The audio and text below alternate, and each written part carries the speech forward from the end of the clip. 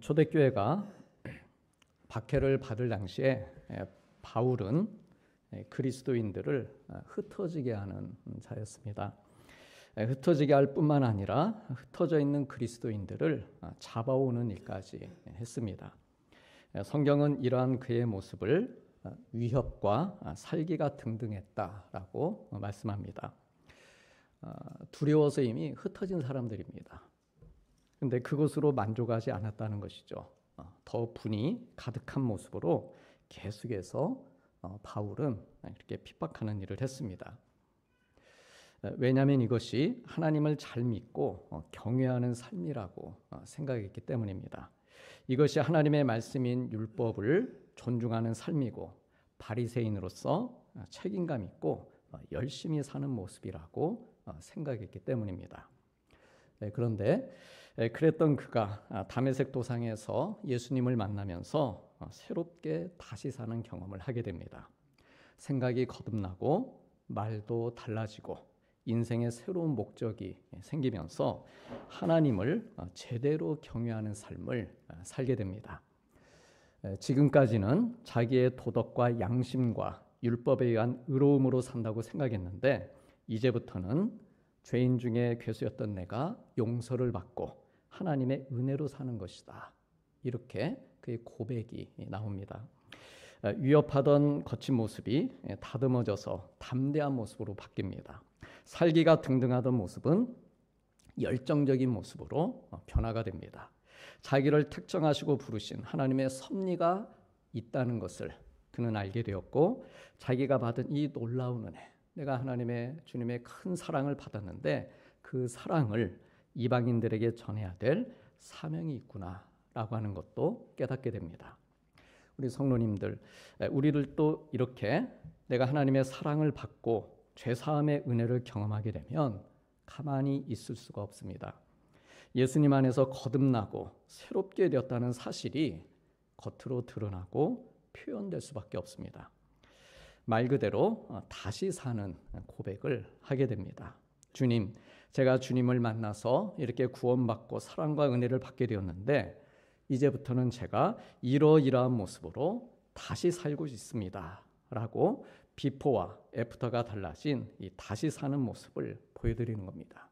우리가 예수님을 믿으면 구원받는다, 거듭난다 그럽니다. 거듭난다 뭡니까? 다시 산다라고 하는 것이죠. 그러면 우리는 어떤 모습으로 다시 살고 있는가라고 하는 것입니다. 거듭난다, 다시 산다는 것은 내가 딱 어느 그 시점에 예수님을 믿고 변화되어서 그때 내가 그 복음의 은혜를 경험하고 내 심령이 새롭게 되었다. 그런 의미도, 1차적인 의미도 있지만 계속해서 그렇다면 그 다시 사는 모습이 내 삶 가운데 어떻게 펼쳐지고 있느냐라고 하는 것이죠. 우리 성도님들 어떻게 다시 살고 계십니까? 사람들을 미워하던 마음에 사랑하는 마음이 생기고 근심으로 인해 어둡고 차가웠던 얼굴이 밝고 따스한 은혜의 빛을 받아서 평안하고 온화한 얼굴로 바뀌게 됩니다. 내가 받은 은혜를 내 곁에 있는 사람들과 나누고 싶은 그런 마음이 들면서 위를 바라보는 삶이 자연스럽게 옆을 바라보는 삶으로 확장되어 갑니다. 같이 용서받고 같이 사는 은혜를 나누면서 사람들을 주님께로 돌아오게 하는 일들을 감당하면서 정말 보람있게 새로운 피조물의 삶을 살게 됩니다. 이것이 초대교회의 박해로 인해 흩어졌던 성도들과 그리고 한때 그들을 핍박했던 바울이 경험한 일이었습니다. 오늘 이 사도행전 본문 말씀은요, 바로 이러한 흐름이 진행되는 가운데 있었던 그런 말씀입니다. 시간이 흘러갔습니다. 그리고 바울은 어느덧 3차 전도 여행을 하고 있었고 3차 전도 여행의 중심지는 에베소였습니다. 에베소는 바울이 2차 전도 여행 때 개척한 곳입니다. 그리고 3차 전도 여행 때 다시 그곳을 방문해서 2년 넘게 오랜 시간을 머문 것입니다. 그가 총 4년 동안 3차 전도 여행을 하게 되는데 그 가운데 2년 넘는 시간을 그곳에 에베소에 쓴 것이죠. 바울은 이곳 에베소에서 한 무리의 제자들을 만나게 됩니다. 그들은 세례 요한에게 세례를 받았던 사람들입니다. 즉 하나님 나라가 가까이 왔고 도끼가 나무 뿌리에 놓였으니 회개하고 변화된 삶을 살라는 그 메시지의 영향을 받아서 세례를 받은 사람들이었습니다. 하지만 이들은 아직 성령을 받지 못했고 성령님이 계시다는 것도 알지 못했습니다. 그래서 바울은 오늘 본문 앞에 보면은 이들에게 예수님의 이름으로 세례를 베풀었고 그러자 성령이 그들에게 임하십니다. 그리고 성령으로 충만해진 그들은 방언도 받고 예언도 하게 됩니다. 사실 이러한 일들이 일어나는 것은 바울에게도 새로운 경험이었습니다. 지금까지 1차, 2차 전도여행을 하면서는 개인적으로 옥문이 열리고 환상을 보는 그런 체험은 그가 했었지만 이렇게 사람들이 성령의 체험을 받고 은사를 받는 것은 바울도 본 적이 없었습니다. 그런데 에베소에서 이러한 영적 현상이 나타났다라고 하는 것은요, 25년여 전 예루살렘 마가의 다락방에서 있었던 오순절 성령 강림의 사건이 그 사건이 한 번으로 끝난 것이 아니라 박해로 인해서 성도들이 흩어지는 고난과 그러면서 이방인들 지역으로 복음이 확장되는 이러한 모든 과정들 가운데 반복되고 지속되었다는 것을 말씀해 주고 있습니다. 그래 이처럼 하나님께서는 우리들에게도 같은 성령의 은혜를 주시면서 예수님을 믿게 해주신 것입니다. 성령으로 아니하고는 누구든지 예수님을 주님이라 할 수 없다라고 하는 말씀처럼 오늘 또 우리가 예수님을 주님으로 고백하며 이 자리에 모이고 이 자리에 모여서 하나님을 예배하고 있는 것은 이것은 인간의 힘으로 모으는 힘이 아니라고 하는 것이죠. 인간의 힘으로 내가 오늘 이 자리에 온 것이 아니고 하나님께서 우리에게 성령을 주셨고 또한 성령으로 인도해 주셨기 때문입니다. 우리가 처음 예수님 믿은 시간이 있습니다. 그리고 처음 교회에 왔던 그때를 떠올려 보시기 바랍니다. 어떠했습니까? 그때 그 마음이 뭔가 마음이 뜨겁고 성령이 함께 하시고 하나님이 나와 함께 하시고 그런 은혜의 경험들을 한참 동안 오래 그런 경험들을 가지고 계셨을 것입니다. 그렇게 우리를 처음 교회로 인도하시고 예수님 믿게 하신 분이 성령님이시라면 오늘 우리를 교회로 인도하신 분도 똑같은 성령님이시다라고 하는 것이죠. 단지 내가 느끼지 못할 뿐입니다. 시간이 흘러가서. 그러나 여전히 성령님은 오늘 또 우리와 함께 계시고 우리 안에 일하고 계셔서 그래서 우리를 내가 아는 중에 모르는 중에 내가 고백하는 중에 혹은 내가 고백하지 아니었다 할지라도 오늘 나를 이 자리에 있게 해주시고 하나님을 예배토록 해주신 것입니다. 세상은 우리에게 여러 가지 어려움들을 주면서 흩어지게 만듭니다. 그러나 성령님이 우리와 함께 하심으로 더욱 주님 믿게 해주시고 때로 어려움이 있을지라도 그 어려움을 오히려 사명으로 바꾸어 살도록 해주시는 것입니다. 그래서 오늘은 하나님께서 내게 주신 여러 가지 많은 사명들 가운데 오늘은 예배자의 사명을 감당하고 있는 것입니다. 사명은 여러 가지입니다. 한 가지 사명만 있는 게 아닙니다. 많은 사명들, 미션을 우리가 가지고 사는데 그 가운데 일상 월요일에서 토요일까지는 또 다른 사명들이 있죠. 그 사명들을 위해 우리가 살아가고 이 주일은 그 많은 나에게 주신 사명들 가운데 하나님 오늘은 제가 예배자의 사명을 감당하고 있습니다. 그래 내게 주신 성령의 은혜를 우리가 예배를 드리는 가운데 지속적으로 받고 있는 것입니다. 그래서 바울은 이렇게 성령님의 인도하심을 구하면서 8절 말씀처럼 처음 석 달 동안은 회당에서 하나님 나라에 관한 복음의 말씀을 전합니다. 그런데 9절에 어떤 사람들은 굳은 마음으로 순종하지 않았습니다. 순종하지 않았다, 믿지 않았다는 말입니다. 회당에 들어와 앉아서 말씀은 듣고 있지만 마음으로는 그 말씀을 믿지 않고 성령도 받지 않은 사람들이었습니다. 오히려 공공연하게 바울이 전하고 있는 즉 십자가와 부활의 복음을 비방했습니다. 그러자 바울은 이에 전도의 무대를 회당에서 두란노 서원으로 옮겼습니다. 이렇게 장소를 옮기는 모습은요, 과거 2차 전도여행 때 바울이 처음에는 아테네에서 복음을 전하다가 고린도로 옮겼던 장면과 비슷합니다. 당시 아덴에서 이 바울이 복음을 전했습니다. 죽은 자들의 부활이 있다. 이 복음의 메시지를 전했습니다. 그런데 그 말씀을 듣고 믿지 않고 조롱하고 그 믿는 것을 유보하는 자들이 많이 있었습니다. 그러자 바울이 고린도로 장소를 옮깁니다. 만일 그때 이 아덴 사람들이 복음을 잘 받아들이고 그곳에 받아들였다면 아마 그곳에 이 고린도 교회가 세워지기 전에 어쩌면 고린도 교회보다는 이 아덴 교회가, 아테네 교회가 세워졌을지도 모르겠습니다. 근데 어쨌든 그들은 그 기회를 놓친 것이죠. 그래서 이처럼 하나님의 뜻대로 사는 일, 바울이 하나님의 뜻대로 살고자 했는데 그렇게 하나님의 뜻대로 사는 일이 때에 따라 방해를 받거나 일시적인 어려움을 겪을 때 바울은 포기하거나 좌절하지 않고 대안을 찾았습니다. 대안을 찾고 우회로를 만들어서 다시 시도하는 것, 이것이 바울이 체득한 선교 사역의 원리였습니다.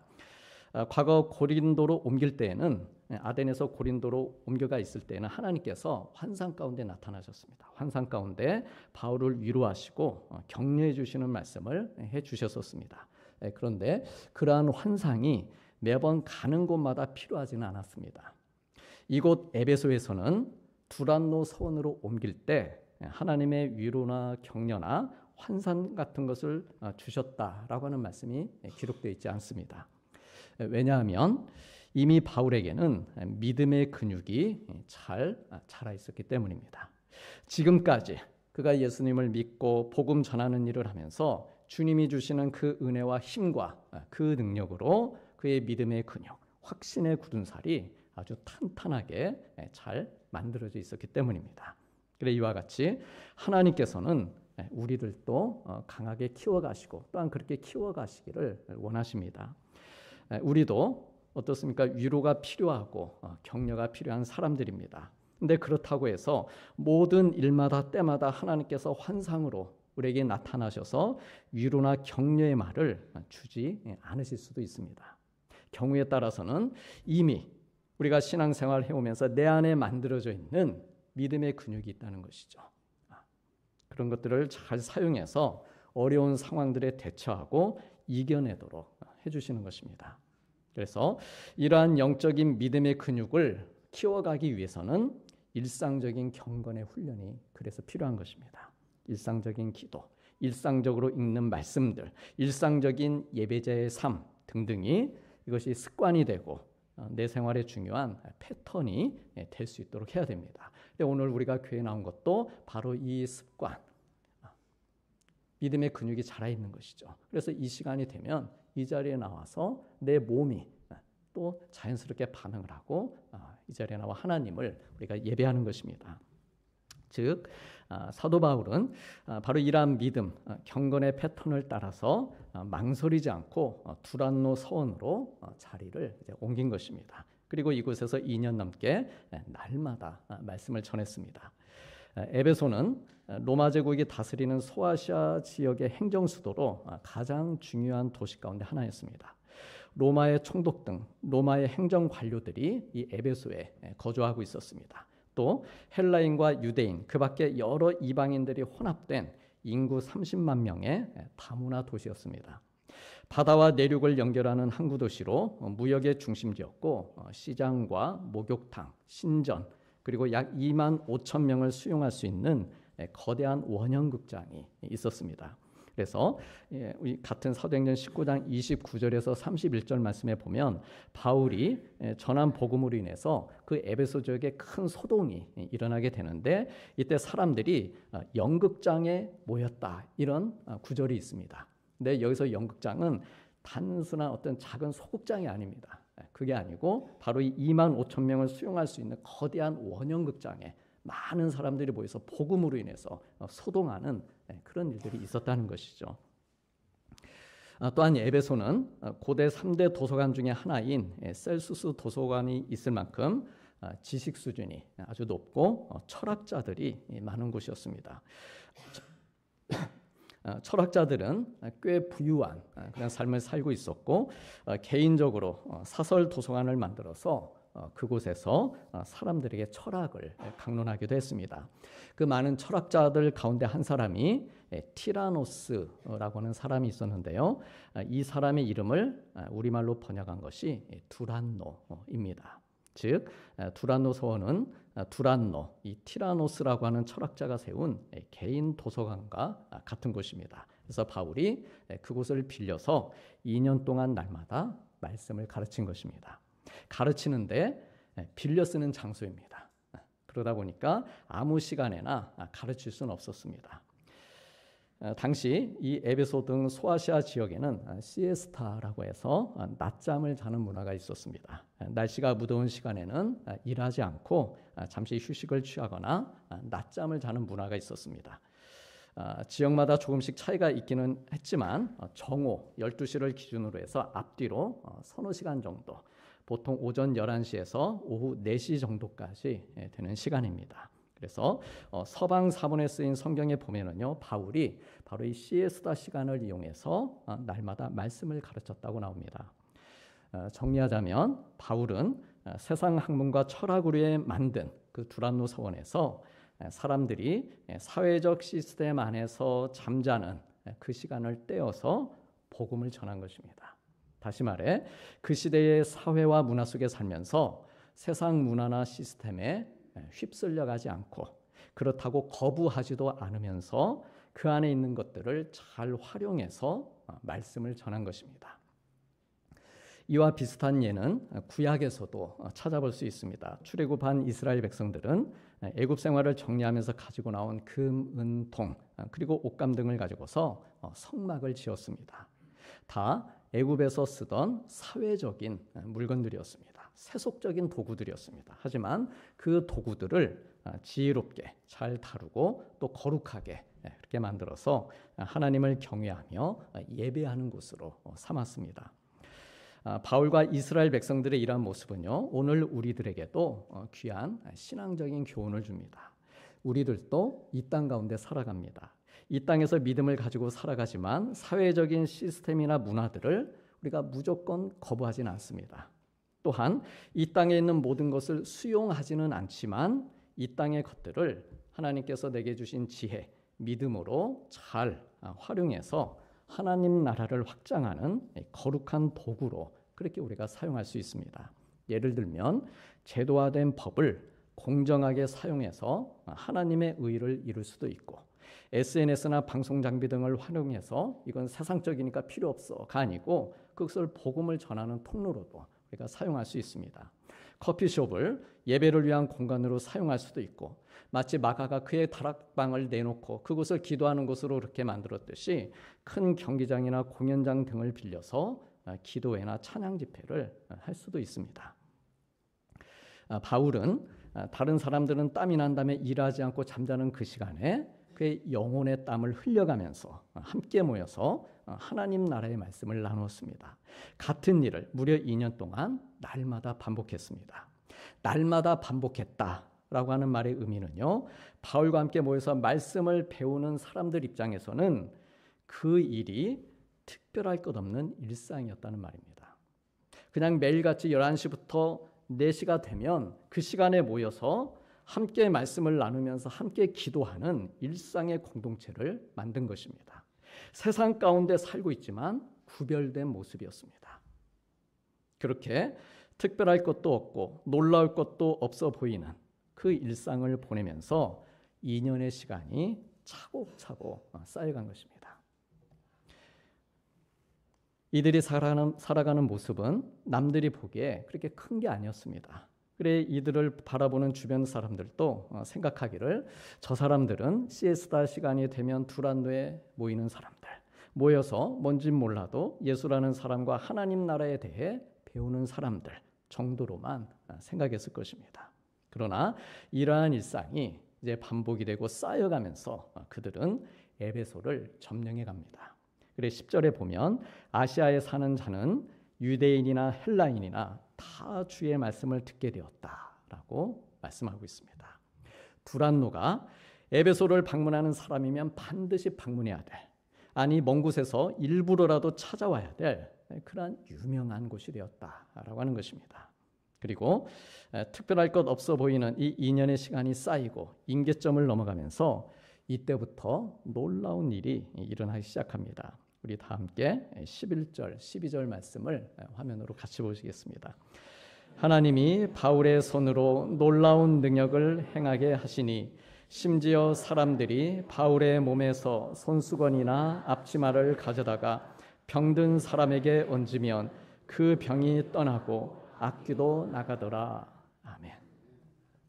바울이 매일 말씀을 전하면서 기회가 있을 때마다 사람들을 위해 기도해 줬습니다. 그리고 놀라운 일들이 일어났습니다. 근데 만일 자기가 직접 기도하러 갈 시간이 없으면 대신해서 사람들이 그의 앞치마나 손수건을 가져다가 그 아픈 사람 위에 얹으면은 그 사람의 병이 낫고 귀신도 나가는 그런 놀라운 일이 벌어졌습니다.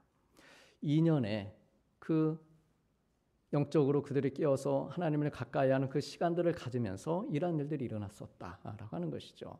우리가 늘 일상적으로 하나님께 예배드리는 우리 사랑하는 성도님들 1년 52주, 2년 104주 이런 정도의 시간이 계속해서 쌓여간다 생각을 해보시기 바랍니다. 내가 하나님께 아침마다 깨어서 기도하는 그 시간, 말씀을 읽고 묵상하는 그 시간들이 계속해서 물론 지금까지도 잘 쌓아 오셨겠지만 계속해서 이런 시간들이 쌓이고 쌓인다 생각해 보시기 바랍니다. 그러면 어떤 일이 우리에게 일어날 것인가? 에베소 교회에는 바로 이러한 역사들이 일어나고 있었다라고 하는 것입니다.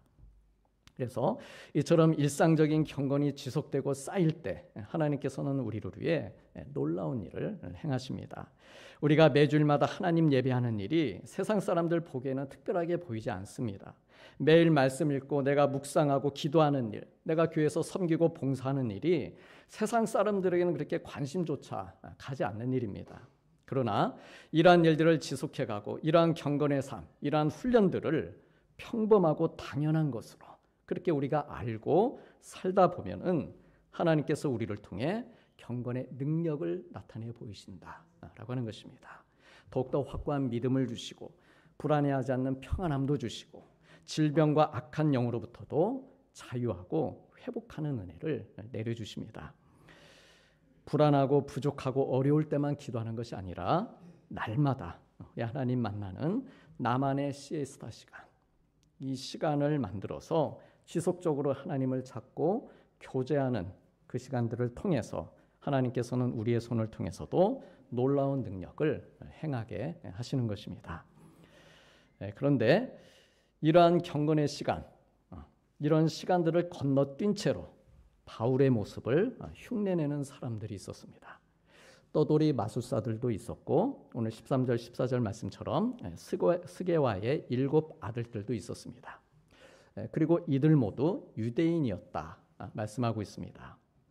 게다가 이 스게와의 7 아들들은 제사장의 아들들이었습니다. 이들은 두란노 서원에 참석하지 않는 사람들이었습니다. 유대인이었지만 일상의 경건이 없는 사람들이었습니다. 일상의 경건이 빠진 상태로 경건의 능력을 시험하고 있었습니다. 귀신 들린 사람을 고치는 일을 예수님의 이름으로 되는지 안 되는지 시험 삼아 하고 있었습니다. 그래 귀신이 기분이 나쁜 것입니다. 예수님의 이름으로 명할 거면 제대로 진짜 믿음을 가지고 하면 나갈 마음이 있는 것이죠. 그런데 예수님의 이름으로 되는지 안 되는지 시험 삼아서 그래 귀신의 기분을 상하게 했습니다. 그래 귀신이 그들에게 말합니다. 내가 예수도 알고 바울도 아는데 너희는 누구냐? 하면서 그들 속으로 들어가 버립니다. 그리고 그들을 크게 눌러 이기고 그들은 상하고 벗은 몸으로 도망갑니다. 우리 성도님들 이들이 왜 바울처럼 되기를 원하며 바울을 흉내냈을까요? 우리도 가끔 흉내낼 때 있지 않습니까? 갑자기 내가 뭐가 됐다 생각하고 물러가라. 물론 우리와 좀 차원은 다른 사람들이지만 이들이 왜 바울처럼 되기를 원하며 바울을 흉내냈을까? 그것은 바울이 매력적으로 이렇게 좋아 보였기 때문입니다. 사실 바울은요 외모적으로는 매력적이지 않았다고 알려져 있습니다. 주후 150년경에 쓰인 바울과 테클라의 행전이란 글에 보면 바울의 외모를 묘사한 전승이 기록되어 있습니다. 이 전승에 따르면 바울은 체구가 작고 대머리이고 다리가 휘었고 몸이 다부지며 미간 사이가 아주 좁고 코가 긴 편이었다라고 나옵니다. 근데 그럼에도 불구하고 사람들이 바울을 따라하게끔 만든 그의 그 치명적인 매력이 어디 있었나? 그것은 세상과 다른 그의 구별된 삶에 있었다라고 하는 것이죠. 매력, 좋은 것입니다. 매력 있어. 근데 이 매력이라고 하는 것은 동질감에서 오지 않습니다. 매력은 주로 보면 이질감에서, 다른 것에서 오는 것입니다. 나와는 다르거나 나에게는 없는 것에서 매력을 느끼는 것이죠. 나에게는 없는데 매력적으로 보이는 것입니다. 저 사람이 나와 다른데 뭔가 그게 멋지게 보이는 것이죠. 뭔가 의미 있어 보이고 커 보이는 것입니다. 그럴 때 사람들은 매력을 느끼고 따라하게 되어 있습니다. 그들이 바라본 바울의 삶은 말씀에 붙들린 인생이었습니다.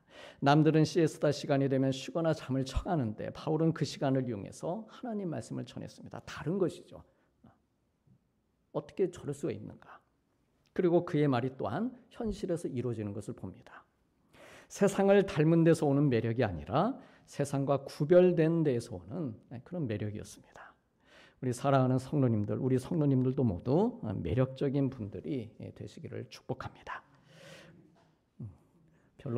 별로 생각 그냥 살던 대로 사시겠다. 우리 옆에 있는 분들 축복하시겠습니다. 당신은 예수님 안에서 매력이 넘치는 분입니다. 네. 그래서 우리는 볼수록 매력 있는 사람들이죠. 볼수록 매력 있는 사람들이다. 볼매 드립니다. 다시 축복하겠습니다. 옆에 분들에게 당신은 볼매입니다.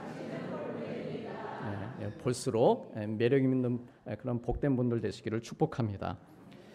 우리의 매력은 분명 세상과 다른 데서 옵니다. 우리가 세상과 만일 같다. 그러면 세상이 우리를 매력적으로 바라볼 이유가 없습니다. 우리 안에 세상적인 것들로만 가득 차 있다. 그러면 세상이 우리와 대화를 나눌 이유도 없습니다. 다른 이야기를 듣고 싶어하는 것이죠. 어떤 문제에 대해서. 근데 세상적인 것만 가득해서 세상적인 것만 얘기하면은 그들이 우리에게 어떤 도움을 청할 수도 없는 것이죠. 우리가 세상의 기준을 따라간다면 오늘 이 예배의 자리에 나오지도 않았을 것입니다. 나올 이유도 없는 것이죠. 그들과 그냥 똑같을 것이기 때문입니다. 우리를 세상과 다르게 하는 것, 그것이 십자가이고 하나님의 말씀이고 주님의 몸인 교회이고 오늘처럼 때를 정해드리는 예배와 기도하는 모습입니다.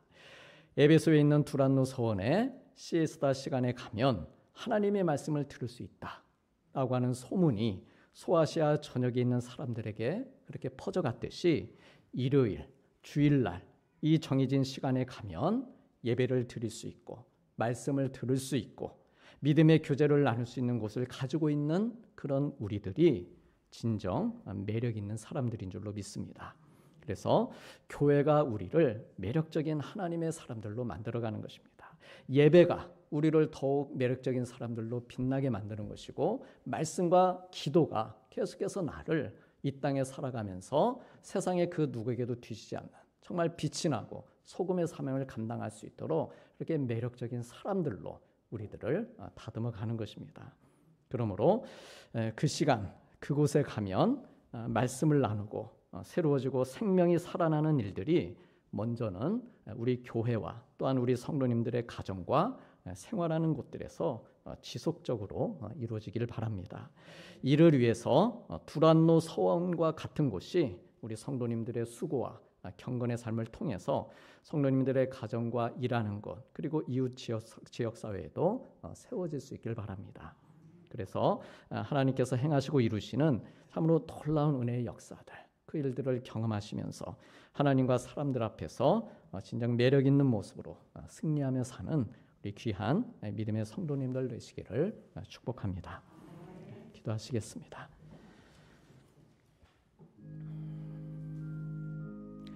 어떤 사람들은 마음이 굳어 순종하지 않고 이 도를 비방하거늘 바울이 그들을 떠나 두란노 서원에서 날마다 강론하니라. 2해 동안 이같이 하니 아시아에 사는 자는 다 주의 말씀을 듣더라. 하나님이 바울의 손으로 놀라운 능력을 행하게 하시니 병이 떠나고 악귀도 나가더라. 아멘.